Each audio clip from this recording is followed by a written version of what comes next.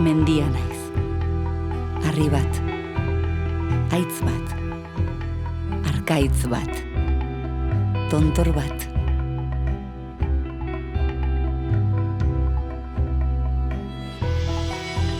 Aspaldiko lurrikaren alaba naiz.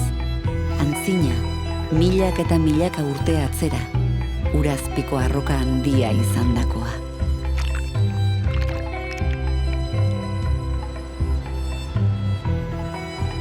Inoiz geldi ez dauden urak ordea, datozen bezala badoaz, eta kontinenteak urazaleratu zirenean, mendikateok elkartu genituen, penintxula eta kontinentea.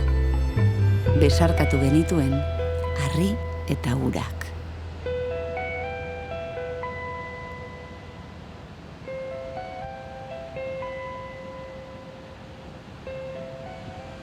Udalaitz mendia sortu zen Euskal Herriko gune gehienak bezala, poliki-poliki eta itsaso azpian. Eta horren adibide dira, adibidez, bertako harrietan ikusi ditzazkegun fosil itsastaro guztiak.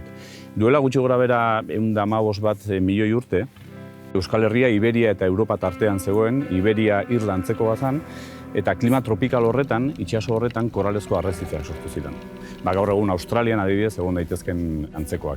Eta Euskal Herria horrelakoa zen, atoloi desberdinak zeuden eta horrelako paradisu tropikal bat. Eta horren azpian metatu ziren horrelako kareharri masa erraldoiak eta horietako bat da Udalaitz. Aizugorrian bezala, Anbotodan bezala, edo Euskal Herriko beste hainbat mendi diran bezala.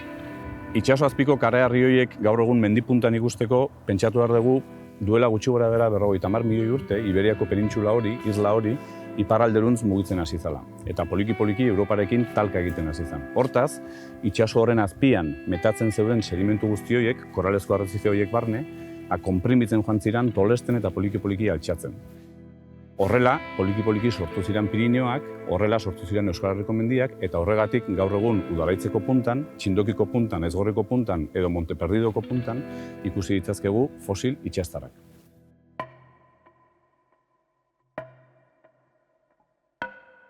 Bizidunen bizitokia izan naiz garai konta ezinetatik. Urazpi zein urazaletako izakien abia. Nire haitz eta arrokatan aintzinako bizidunen aztarnak antzeman daitezke. Azalean daramatzat harri bihurtutako izaki fosilen arrastoak eta nire baitan ezkutatzen dira lehen gizakien ezurrak eta ibilerak. Deba arroan orokorrean, baina bereziki Aramaioko arroan, dagoela korridore biologiko bat eta hortik ibiltzen direla Ebro eta Kantauri alden artean ibiltzen, korridori hori erabiltzen, animali espezie desberdinak, urtaro desberdinetan eta hotzaldiak edo epelaldiak ziklizidade klimatiko horretaz baliatzen. Eta beren atzetik baita ere animali horiek ehizatzen dituzten txekitaldeak. Hor daude aztarnategi pare bat, txikita labekoko, esan bezala, oso ongi markatzen dutela nolako garapena izan dituzten neandertalen gizataldeak, duela 210.000 urtetatik desagertu ziren arte duela 40.000 urtetan, eta errelebo bezala ezagutzen dugu labekukoa, oso ongi markatzen duela bere aldez, nola da gure espeziaren agerpena Gipuzkoa eta Iberiar penintxula osoan dela labekokoa. Bi aztarnategi horiek orduan egiten dute transekto kronologiko bat, markatzen duela oso ongi zein izan den gure lurraldearen evoluzioa eta zenolako aprobetxamendua egiten zituzten gizatalde prehistorikoak zonaldeko baliabideekin. Baina egia da paratasun oso aparta dela hemen dagoena.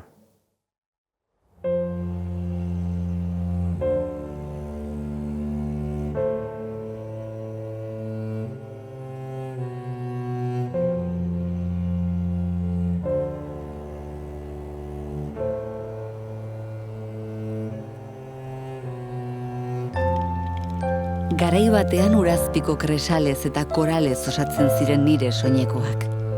Baina lurrazalera atera nintzen, zuaiskak nola, nire larruazala eguzkitan lehortu, euripean busti eta loratzeko atera nintzen argitara. Geldo bezain geldi ezin.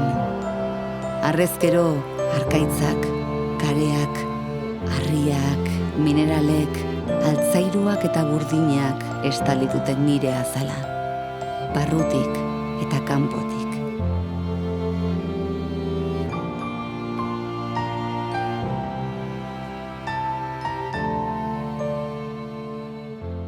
Udalaitz mendia kareharriz osatua dago, koraleetan osaturiko kareharriz osatua, eta beste lekuetan gertatzen den bezala, adibidez Bilboko mehatzaldean, ezkerraldean, kareharri hauek, koraletan sortutako kareharri hauek burdinez beteta daude, sideritaz beteta daude, eta hori zergatik handa. Pixka bat, milioi gutxi batzuk atzera egingo bagenu, koralezko arrezife hori baino pixka bat lentxego, Euskal Herri guztia izan zen horrelako kostaldeko lautada erraldoi bat bezala, nun metatzen ziren sedimentu fineak, buztinak eta areak kontinentetik etorritakoak. Hoie guztiak, burdinez beteta zeuden edo burdin asko zeukaten. Horren gainean, itsasoa pixka bat igo zanean, horren gainean sortu ziren koralezko arrezife erraldoi horiek. Gertatu zana zen koralezko arrezife erraldoi horien pisuarengatik, azpian zeuden sedimentu guzti horiek nolabait esateko zamarengatik aplastatu bezala egin zituzten, eta hor poliki-poliki beroarengatik ere horrelako zopa antzeko bat, burdin zopa hori poliki-poliki hasi zen goraldea igotzen eta kareharri horien barruan zeuden pitzaduratan sartzen. Geroago, siderita bezala ezagutzen dugun minerala emanez.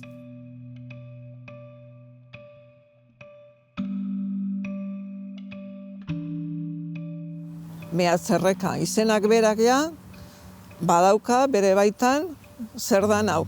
Erreka hau dago mehatzeen erdian. Alde batetik udalatz eta beste aldetik zara. Biak agertzen dira mealeku aberatz moduan, baina aberatzak ez bakarrik kantitatean, kalitatean ere bai. Hasieran badirudi hemen zara inguruan agertu dira 11. mendeko aztarnak. Batzu deitzen dizkiete agorrolak, beste batzuk aizeolak, beste batzuk gentilolak. Gero, dokumentu bat ere badaukagu, 1962koa. Eta hor, bazirela mea aberatzak, eta baimena ematen diete hemengoei, bertan ustiatzeko, bertako egurra erabiltzeko, eta bertako egurrikatza erabiltzeko. Eta gainera, kalean sortu berria zen hiribildukoek pentsatzen zuten, baimen hauek emanda, jendea erakarriko zutela hirira bizi izateko.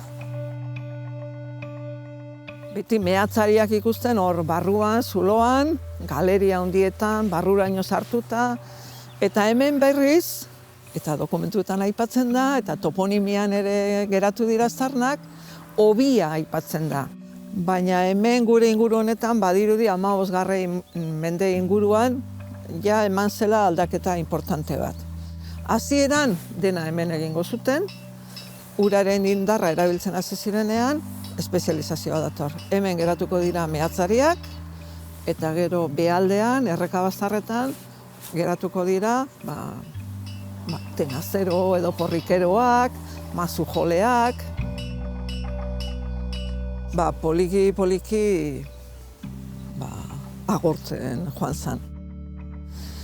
17. mendean badira zantzuak, protesta, beste leku batzutako mea erabiltzen dala, ez dala, eta 18. menderako krisia nabarmena zen, eta badira datu batzuk esaten dutenak, Arrasateko biztanleria eren bat jatsi zala.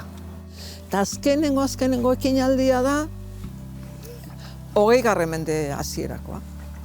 Hor behian, San Antonio Abad izeneko meategi bat, eta hori ere azalekoa zen, ziren azkenengo hondarrak. Eta gero beste materia importante bat kareharria da. Eta gainera, kalitate honeko kareharria dago. Badago beste kareharri batzuk hainonak ez direnak, baina udalatzeko hau oso ona da. Harri moduan bera erabiltzeko, hemengo basarri guztiak udaletxeko harriaz egindakoa dira. Udaletxea ere hemengo kareharriaz egindakoa da, Galarrako kareharria ikusten da oso kalitate honeko harria dela. Eta gero importantea zen, garai hartan karea. Karea egiteko, karo bietan oso importantea.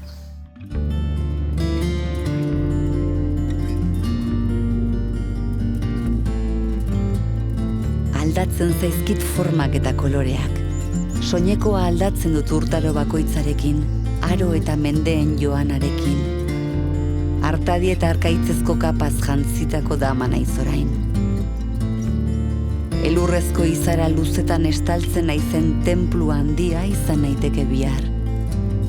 Bizirik nagoelako eta gure lurrean, gure bizitzan bizirik den oro elkarri lotuta dagoelako.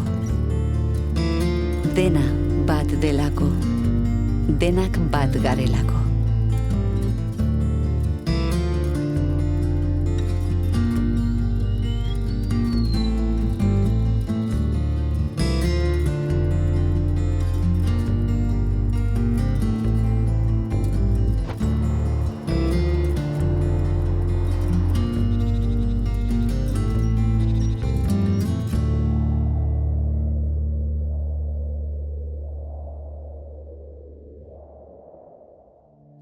Historialarixek aipatzen daue neolitikoen hasi zala gizakixe modu esanguratsu baten aldatzen paisajia.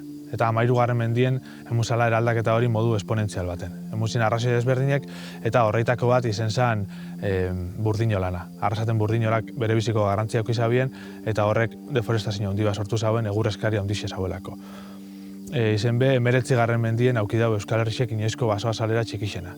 Ikusten baldin baitzugu 20. mende hasierako irudixek, edo baserritxarrakin egoten baldin baga, ikusiko garai hortan zelan basorik esan egoten, lur gutxien edo eremu txarrenetan egoten ziren baso horreik, eta baserri inguruetan gehienak hartazorue, garizoruek edo beste zoro batzuk izate ziren.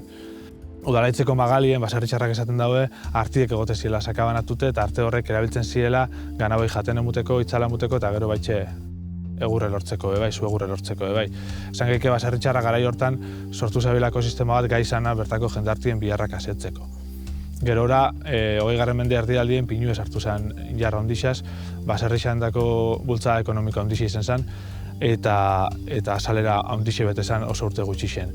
Gerora, azkenengo urtietan gaixotasun da izurrite desberdinek medio, berain jau asko pinu dixen azalera horrek, eta beste espezie batzuk sartzen dabitz leku horretan. Askotan beste kanpoko espezie batzuk, beste batzutan bertako espezie batzuk, basogintza eredu bai esan geike badauela ez baixen ero, eta emuten dabiela beste paisaje aldaketa bat. Kontuen hartzeko da bai, baserriko jardunen berakadiek edo abeltzantzan berakadiek auki dagoen eragine udalaitz inguruko artadixetan bebai. Baserritxarrak esaten dago artadixe azalera zaunditzen dabiela, baina sortzen dabil artadi bat ekologikoki nahiko zaurgarrixe dana. Artadi bat oso itxixe, strukturalki oso pobretu dauena eta izen be txarak diez, edo motzondo berdinetik urtendako kimu desberdinek osatutako basuek eta hori, zaurgarritasun egoera horretan edaz artadi honetako desente behintzet.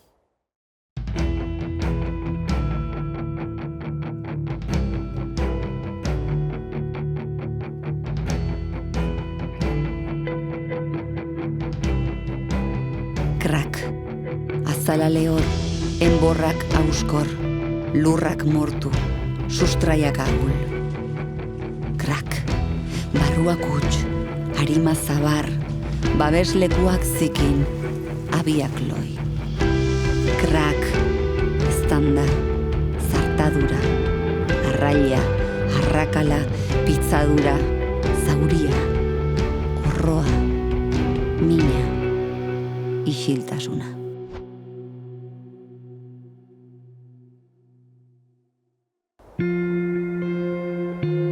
Zarpaila, basa, lehorra, lazgarria naiz batzuetan.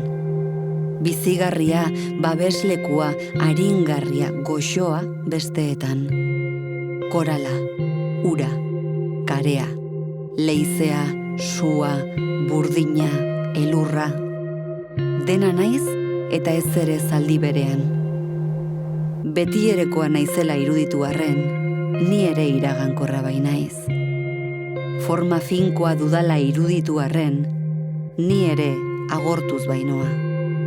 Gogorra iruditu arren, ni ere euskorra bai naiz.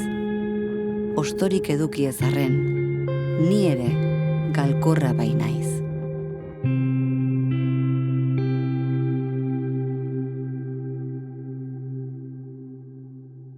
Udalatzek daukan berezitasun bada, jatorriz arrezife batez, korala eta rudistekin sortutako, itxaso tropikal baten sortutako kareharrizko gaur egun mendi bat dauko. Daukan propietatearo karbonatuak da, disolbagarriak direla, eta karsta izenez ezagutzen den sistema bat eratzen dela. Berez kareharria ez da iragaskorra bai, baina urak eta atmosferan dagoen CO2ak bateratzen dienean, azido karbonikoa sortzen da eta eraso aldau kareharri hori, ez? Orduan, urak berez bakarrik ia ez dotza eraginek egiten, baina bai gas honekin, eta atmosferan daukogun gas horren bitxartez, azidifika bitzen dau, eta bai doia pixkanaka kareharrian gainazala gastatzen. Gero dauko, bai gainazaleko karsta, bai, gu gainazalean ikusi aldauna, inguru honetako adibidez, ez, lapiaz itxurakoa, eta gero, esan dauna, ez, lurrazpi lurbarnean, bere bidea jarritzen duan arabera, toki batzutan, ur horrek eta utxuniak edo zuloak daren toki horretan, kobak bihurtzen dien horretan, prezipitatu aldabela karbonato kaltziko hori gero, bikarbonato kaltziko hori prezipitatu alda, eta sortzen ditu espelatemak. Hori estalatitak, estalamitak eta beste egitura guzti horiak. Kareharria karstan eraketan dauka alde bat oso garrantzitsua dana, lur barnean, beti izan da gazta bat, gure jarriko gazta baten modan, zuloz beteta daula behian. Eta horrek albidetzen dau, urandako trampak sortzia, akuiferoak sortzia. Normalian kareharrietan izaten da gainazalean ez dagoten errekarik, txikua goten da, baina ez da gura ez da holako. Gainazalean ez, baina azpitik bai da gura.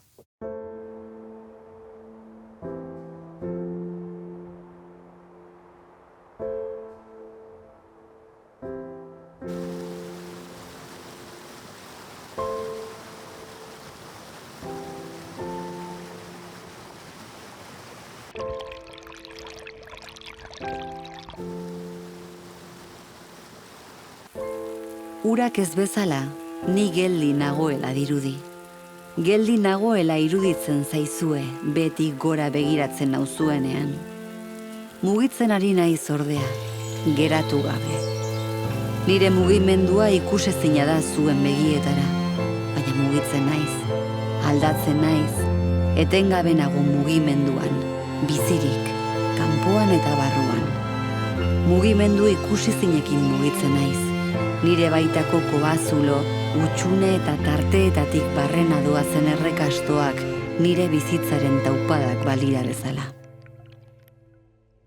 Udalaitzen lurpeko urak edo osatzen da bien eremua, esango ginuke sartzen da nolabait Araotzeko unitate hidrogeologikoa bezala ezagutzen dana. Bertan, hainbat azpi unitate hidrogeologiko dauz, mendilerro guzti honetan, Lemoatik Arrasateraino doiana gutxi gora bera, eta bertan, Udalaitzeko azpi unitatea izango litzateke, ekialderen edo dagoen azpi unitatea. Eta, gainera, Udalaitzeko azpi unitatean aurkitzen dian akuiferoak, izango dira pixkat independienteak edo ez daukate nolabait erlazio edo lotura zuzena gainontzeko azpi unitateekin. Akuifero hauek ez nolabait dira karstikoak, akuifero karstikoak. Elementu arroka nagusia da, kareharria da, kareharria karstifikatu egiten da, eta karstifikazio horietatik nolabait horietan pilatzen dira urak eta zirkulatzen dute urak. Kareharria bera nahiko impermeablea da edo iragazgaitza da. Orduan nolabait urak aprobetxatzen du kareharri horretan dauden zirrikituak, lapiazean, dolinetan eta sortzen diren, karstifikazioa sortzen diren zirrikituak barneratzeko, lurperatzeko, eta barruan nolabait aurkitzen dituzte karstifikazio zerbait sortutako kobazulo, galeria, kondukto, salak, eta horietan pilatu eta horietatik zirkulatzen du. Euskal Energiaren erakundeak 96an egin zuen azterketa baten ondoren, nolabait estimatu zuten prezipitazioaren 47% edo infiltratzen dela lurpean, Udalaitzeko akuiferoetara nolabait banatzen dela.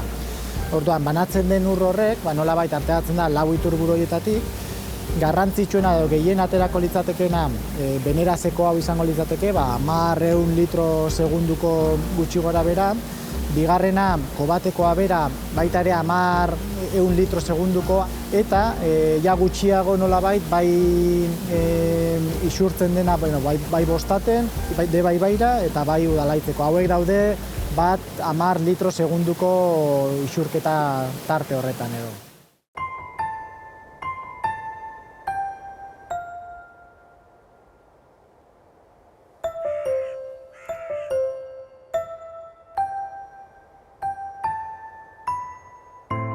Hotza naiz egun batzuetan, egun sentikoan zigarrak estaltzen nau, eta izotz garrangak azten zaizkit nire barruetan.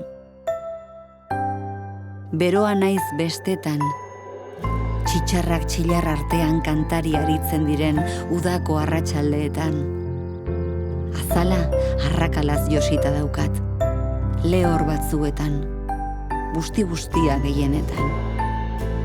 Nire erraietan bizirik nago. Nire barruetan ezkutatzen ditudan zuloak ditut arnasleku.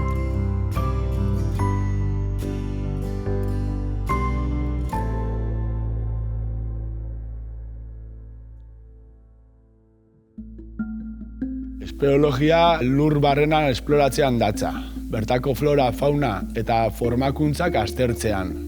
Bertan egiten da lan garrantzitsu bat kartografia eta katalogazioa izaten da. Udalaitzen, 158ko inguru da katalogauta, beste 7 teiamendi inguruan eta azkenengo 7 gongeta inguruan izango ziren.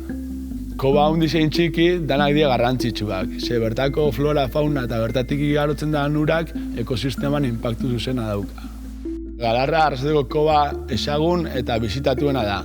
2012 urtera arte, 320 metroko garapena zuen. Urte horretan egindako esploraketetan, 6.500 metrotaraino zabaldu zen kobaren garapena. Arrasateko kabidadea handiena lortuz. Arrasaten bi txurburu garrantzitsu topatzen ditugu bai, bostiturrietako eta mehatxarrekakoa eta espeleologia munduan garrantzitsuak izan ziren hauek esploratzeko urpekaritzako teknika erabilizelako. Larkagain, Arrasateko barrunbe vertikalena da, 200 metro negatiboraino helduz. Koba honetan, bi putzu garrantzitsu daude. Bat hasieran 40 metrotakoa eta beste bat bukaeran 80 metrotakoa. Barrunbe hau esploratzeko, espeleologia teknika bereziak behar dira. Gaur egun udalaitzen ondion zuruek agertzen die, esate baterako orpogoitiko koba. Matianako espeleologia taldeak bertan esploratzen diardu.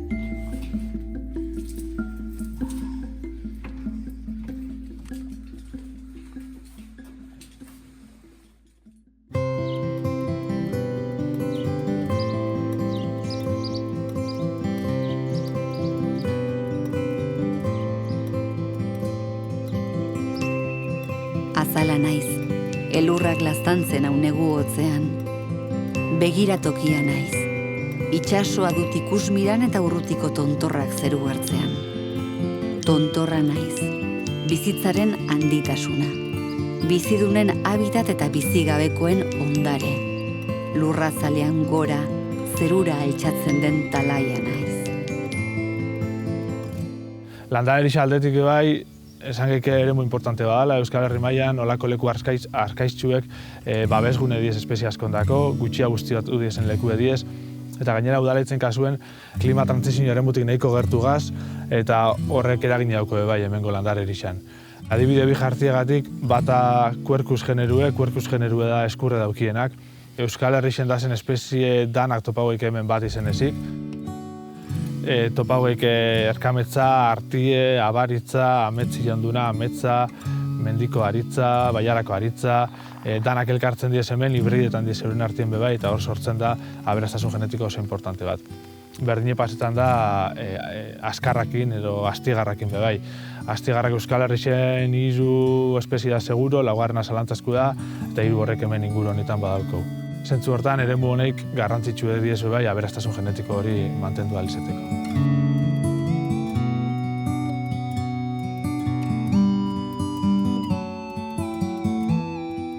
Udalatzen garrantzi komunitarioko habitat desberdinak ditugu.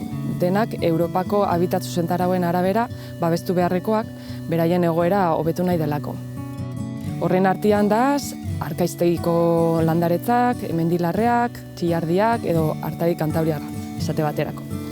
Artadi Kantabriarra baso esanguratsuena da hemen Arrasaten eta inguru honetan 315 hektare hartzen ditu. Artadi hau berezia da, Gipuzkoako toki gutxitan agertzen dalako, berez baso mediterranearra da eta oso ondo egokituta dago hango klimari, baina hemen dauzen baldintzengatik oso ondo egokitzen da. Adibidez, lurzoru kareharritsua da, ingurune eguzkitsua, aldapatsua da, eta horrek eragiten dau, euri asko egiten badau be, toki oso lehorra izatea. Urak azkar egiten dauelako iesi.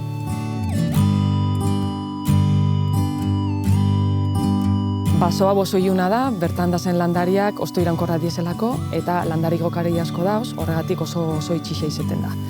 Eta bertan bizi dien landare asko ez die beste toki batzutan topatzen, adibidez gartxua edo endalarra.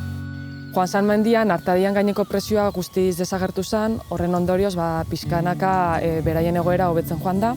Hala ere, gaur egun badaz Artadia mehatxuan jartzen dabeen beste ekintza batzuk, adibidez arrobien jarduera, edo azpiegitura erraldoiak, edo basogintza eta abeltzaintza eredu intentsiboak ere, arriskuan jartzen daue basoaren egoera. Eskuartean daukagun datuen arabera, Artadiaren azaleraren erdia kontserbazio egoera txarrean daukagu, eta beste erdia egoera onargarria. Horretaz gain, badaukagu eskualde mediterraneoko beste landare berezi bat, abaritza deitzen dana, eta Euskal Herriko bi tokitan bakarrik aurkitzen da ipar isurialdean, eta bat hemen da Larragainen. Sastrakadi bat osatzen dau, abariztia deitzen dana, eta legez be babestuta dau flora mehatxatuen katalogoan interes berezikoa delako.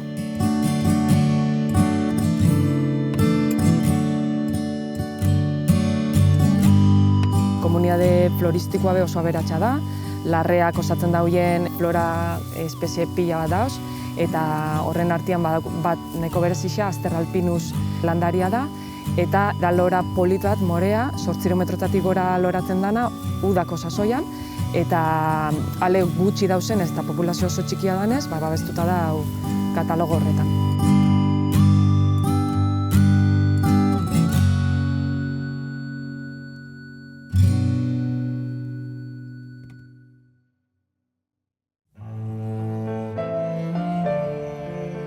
Ilargiaren eta eguzkiaren arteko jolasean aritzen naiz. Bataren argia eta bestearen beroa egunero jaso eta agurtuz.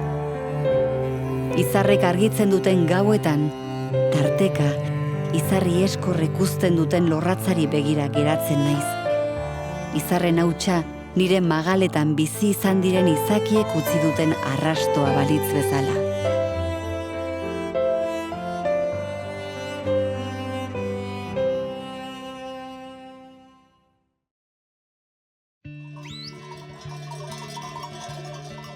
Mikel Velasco naz, Arrasateko hartzailea eta hemen udagaitzaldian ibiltzen naz, ardixen manejua hemen itxe dute bastante denpora urtien.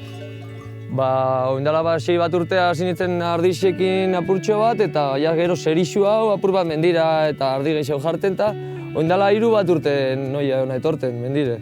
Eta denbora asko etorten jarraitzen espero dut. San Juan aldetik noviembre alderaino, hemen ibiltzen garen, mendixan, eta gero negue bera bajetan garen, eta behien kanpasarraldien itzen dugu, zelai itxixetan manejua diferente da, eta kortak, eta handa euskau.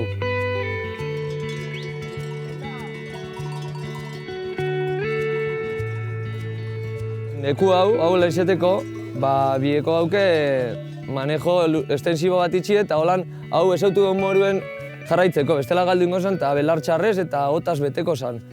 Eta alde hortatik bai lagundukutzen paraji, adibidez, eta guri, hartzaioi. Izena eta izana daukat, arima, bihotza eta gorputza. Haizea naiz, saiarreen hegaldietako pausalekua. Ura naiz, erreken eta igelen sorlekua. Harria naiz, orkatz saltakarien jolastokia. Kabia naiz, belatxinga eta belatze galarien atxeden lekua. Gaua naiz, urubi eta ontzaren dantzalekua. Magala naiz, katamixar eta saguen bizitokia. Kobazuloa naiz, saguzarren arnasgunea. Basoa naiz, basakatuen eta basurren ezkutalekua. Bideska naiz, azerien iesbidea.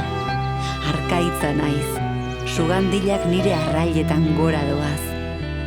Amildegia naiz, katamotzaren desagerlekua.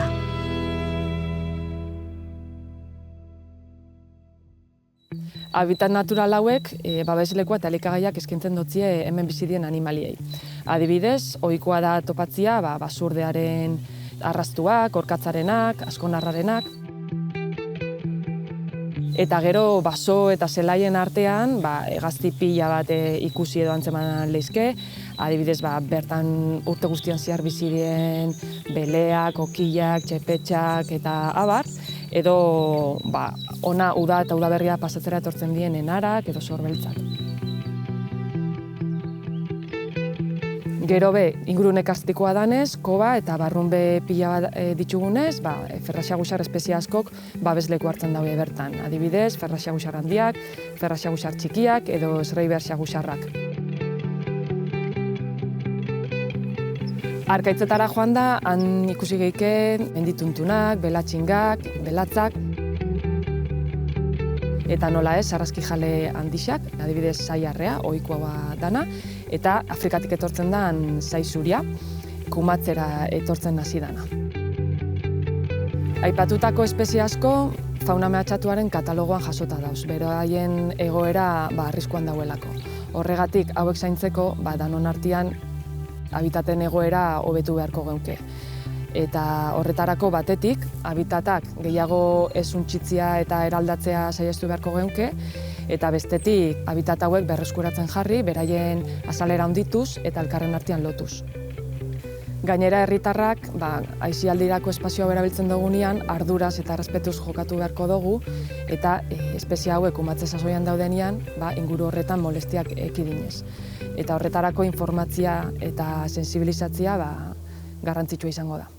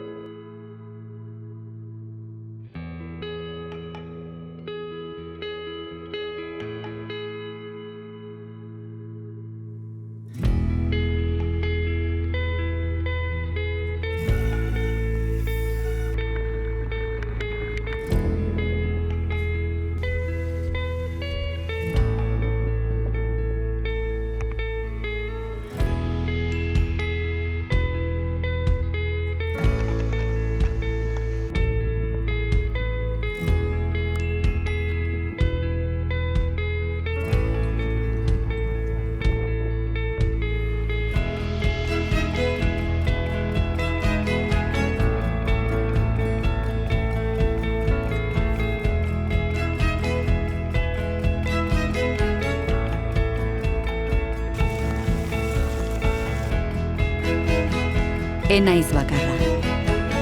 Anboto, aizkorri, elorretako atxak, beriain, aralar, gorbeia ditut anaizein arreba, eta horiek badute zuen babesa.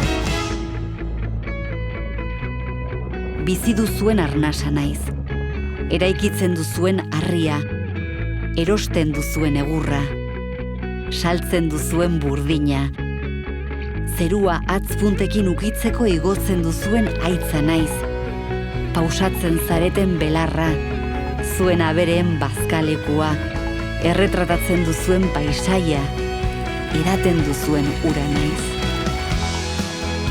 Zuek ni begiratu arren, ikusten alauzue. Zuen hizkuntzan mintzatu ez arren, entzuten alauzue. Enauzue zuen hitzekin inoiz ulertuko.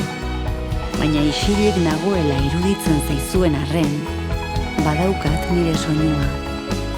Mendibakartia naiz baina, ikusi, entzun eta sentitzen zaituztet. Zuek ere entzun, ikusi eta sentituko nauzue. Zuek babestuko nauzue. Ura eta aitza naiz. Udalatx naiz.